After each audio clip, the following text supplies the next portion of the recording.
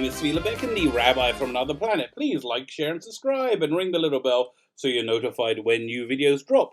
And I have been watching Star Trek short treks for my sins. A Star Trek so irredeemably awful they can't even give it away for free to an international distributor. I think that should be its tagline.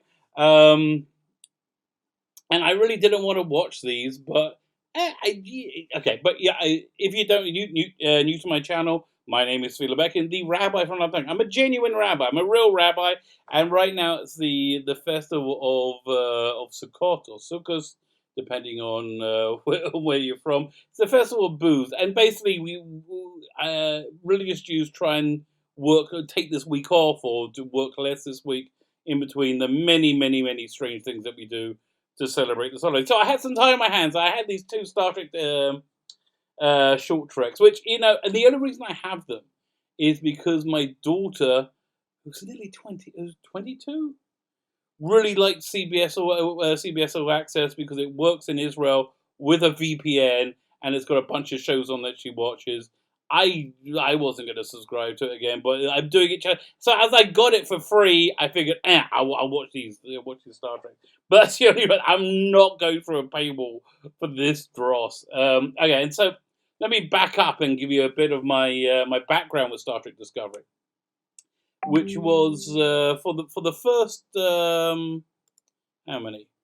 First 10 episodes. First 10 episodes, I really liked it. I was really into it. I thought it was innovative. I thought it was new. I was excited by it. I was excited by the new direction it was taking. I thought the production values were fantastic. I even liked the guy from The Office playing Harry Mudd. I thought that really worked. So that's probably everything I liked about it. Was probably Brian Fuller's the original creator's influence before he was edged out by Alex Kurtzman, who is, I have to say, perhaps one of the most talentless creatives in Hollywood. Everything he touched is garbage. It is big, and he keeps being given these massive franchises. Universal Studios were going to do a whole monster universe, the whole Dark Universe, and that lasted one movie. That's how insanely bad it is. Star Trek Discovery, I am pretty sure, only exists because it's the CBS's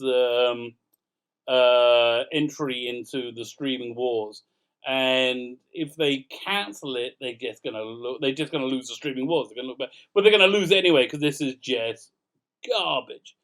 So the first 10 episodes I really quite enjoyed. After it came back for those last 5 episodes, I thought, meh, it was okay. It was not good. Actually, it wasn't okay. It was, it was carrying on inertia.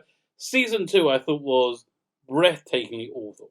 It was not just some of the worst Star Trek I've ever seen, and there has been bad Star Trek, but it was some of the worst television I've ever seen. So the reason I think it's so bad is because the writers simply don't understand Star Trek. I'm sure we've all been in this same situation where you watch Star Trek with your normie friend, and they don't understand what's going on at all. They're like, is he being beamed up now? Are they in warp drive? Where am I? And they just have no clue what's going on. And these are the people who are writing it now. The reason they're the people who are writing it is because Hollywood, everybody kind of noticed they were a vile and abusive society. And so Hollywood did quite a good job. They then turned around and said, no, we're not abnormally vile and abusive. It's the whole world. The whole world is vile and abusive, and it's really men, toxic masculinity that's vile and abusive, not us, Hollywood. No, it's Hollywood. Most normal people don't do this. At least, I don't know. I'm nearing my 50s, and I live in a religious community in Israel, but I lived in America, and I'm married. I have 2 daughters. In all that time, I've never experienced anybody being dismissive of my wife or daughters because they're women, or trying to be sexually inappropriate with them.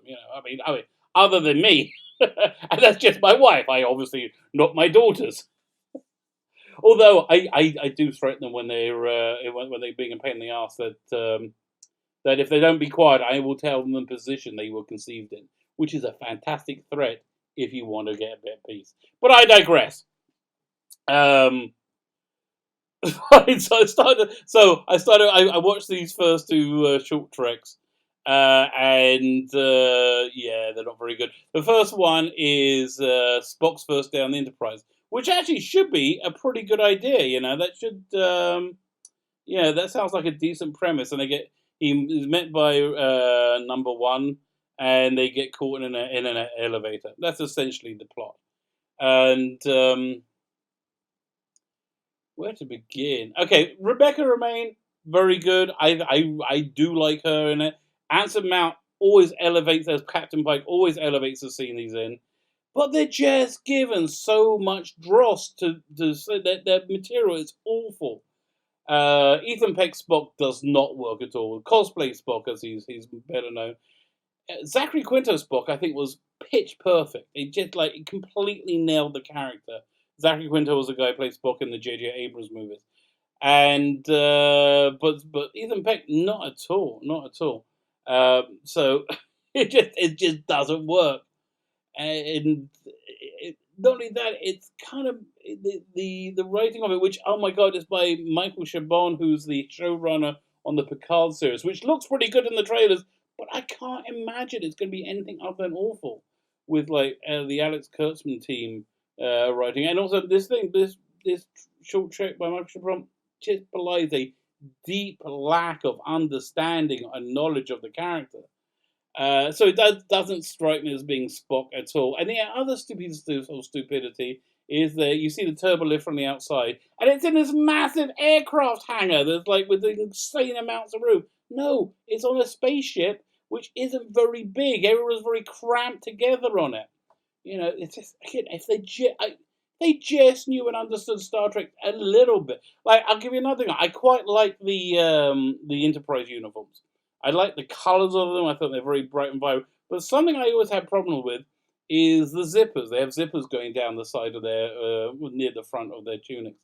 And I remember Gene Roddenberry was very, very big on wanting it to be like a zipperless fabric that had a seamless zipper that you could just undo and do up, and you wouldn't be able to see the seam. So, okay, it's fine. If you want to say this is in a separate universe, that's great. But the production team are very adamant, saying no, this is the William Shatner Star Trek universe, and it's just not. Anyway, so it's inside this massive aircraft hangar, these turbolifts, and the lift gets stuck, and instead of beaming them out, they have to find somebody to mountaineer down. Obviously, the chief engineer is a woman, and we'll get more into that in the second one, because I think English TV is very, very bad at this right now. They cannot show somebody in a position of power who is anything other than a competent female or a bumblingly stupid white man. That's the only two settings they have, and it loses so much nuance. So instead of beaming them out, the chief engineer has to mountain climb down to the elevator to get them out, which was just dumb. Listen, if you want to say not use the transporters and then just say, oh, they're offline for some reason or another, just put a line in. But all you got to do is understand what you're writing. What is this property you're writing? And the second episode makes it very clear that they're writing something to a hateful agenda, a man-hating agenda, specifically a white man-hating agenda.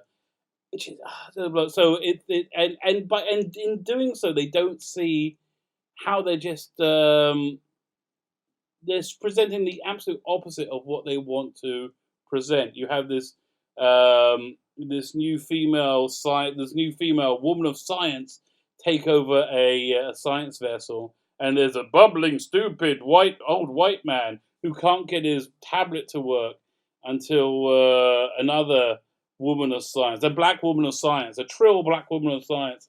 And again, look, people's skin color and genitalia Yeah, they're a matter of absolute irrelevance to me. The only time they become relevant is when you have people writing with a social agenda who make it who is it's so clear it's the most important thing for them that to show women being powerful and men being stupid. You know, it's just, you know what it is. It shows unvarnished hatred and disdain for their audience. At all the same time, not gaining this new mythical audience that they think they're going to get because they're not. They're just losing this audience and annoying the part of the audience that have always loved Star Trek. So yeah, she gets to take over this new science vessel, and she is the worst captain in the history of Starfleet. She has a personnel problem with one of her officers, the stupid white man, as I said, and deals with it terribly. And from that, directly causing the the destruction of a craft and a diplomatic incident and a genetically altered species out into the universe, all because she is useless at her job. She is useless at command, and she's useless at science. You know, they tell the guy at one point you're going to need to switch from over into I don't know some other discipline of science, some I don't know oceanography or something. I can't even remember. And I only watched it like 20 minutes ago, and and he goes, well, that's not really my area of expertise. And she goes, we're all scientists, science. No, no, a chemist is not a physicist. They are very, very different things. Anyway, but she's basically useless, and she causes her ship to be destroyed. But the reason I don't think they could see that they're presenting her to be completely and utterly useless is because they can't see any that they can ever do anything wrong. You know, I'm thinking of that new show Batwoman, which I haven't seen, but looks objectively awful. It got like a 6% audience rating on Rotten Tomatoes, while of course the Shield reviewers, official reviewers, gave it like a 76 or something ridiculous. Which is why reviewers are completely irrelevant nowadays. So yeah, so these people they said no, it's actually a fantastic show, and that low audience score is from Russian bots or from incels, or they just can't ever like just accept they've done something crap. They've done something that's useless. And it's the same here. They can't accept that it's that this captain has taken any responsibility. She did anything wrong. Because why? Because she's a woman of science, and that's really all they want to say. Oh, yeah. I really would invite these Hollywood writers just to go out to normal people and see how how the sexes interact, and you'll see it's not like in Hollywood at all, where people treat people like people. Again, if you're seeing skin color or gender or ethnicity or sexual orientation as anything vaguely relevant, then you're a racist. And this is a show written by racists. That's just my opinion. My name is Sula Beckenley, Rabbi from Another Planet. Please like, share, and subscribe. Ring the little bell so you're notified when new videos drop. And leave a comment. Leave a comment in the comment section. Hopefully I'll be able to get back to it. Thanks so much for listening.